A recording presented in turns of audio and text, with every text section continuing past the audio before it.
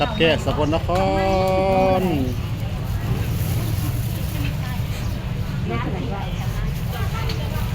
กรุงศรีวิไลขายอยู่ไสเนาะตลาดอยู่ทางไหนเนาะมีพัก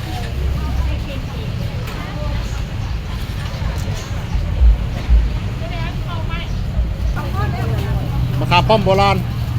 นี่อยู่ร้านนี่เจ้านี่ยายนี่ย่ามะขามป้อมถุงจะบาทยาย10 บาท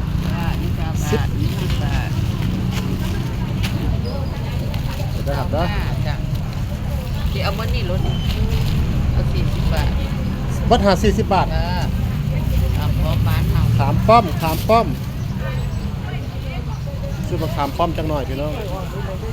อย่ามันเหี่ยว ขามป้อมโบราณ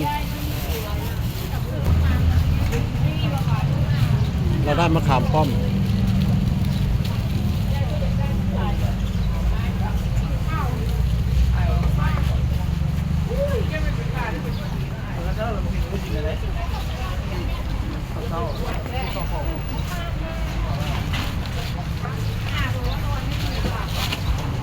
เจ้าจับเข้าจังหน่อยนะมัน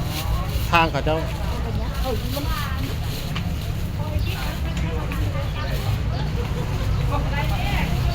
ได้มะขามป้อม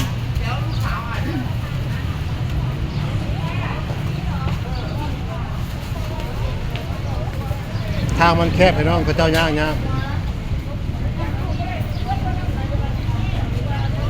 เดินลำบากนิดนึงป้าเดินทาง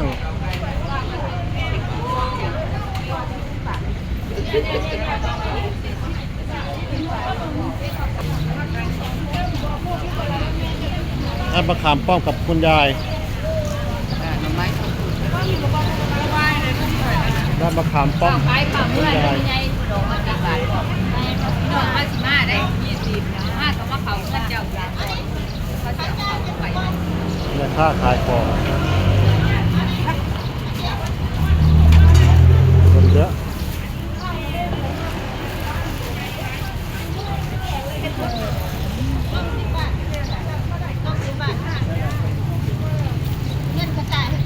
นี่คือปูนาเฮ็ดหน่อไม้ เส้นบัดปี ของหลายพี่น้องเลยของหลายไม่ค่าพวกค่าหลาย แต่ก็เดินลำบากนิดนึง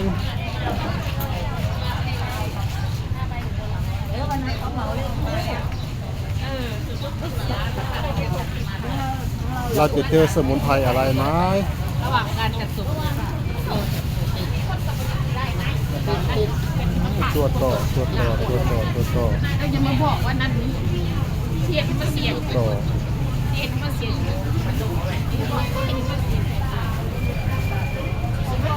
เอาไปเดิมเดี๋ยวเอาไว้หลังก่อน จะไปทางไหนฮะไปก็ไปบ่ไปก็ได้ ไปก็ได้ โอ้ยแม่ค้าขายอาหารเช้าพร้อมพี่น้องเลยเข้าไปถนนข้างในไม่ได้รถคนเยอะ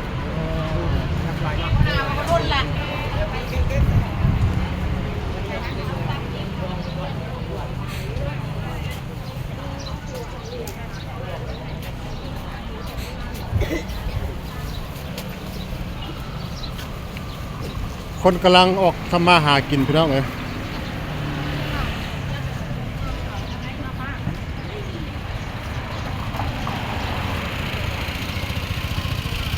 ที่นี่สกลนครข้ามท่าบังรถเด้อไปข้ามได้เลยข้ามได้เลยรถย้อนสอน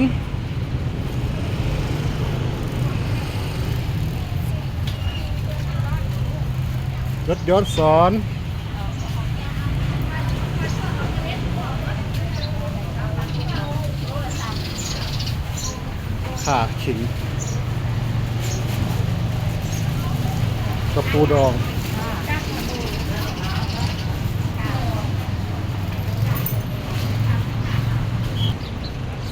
ยายบัวพันธุ์ย่างเลาะพายายบัวพันธุ์ขึ้น3 ล้อนี่บ่เลาะ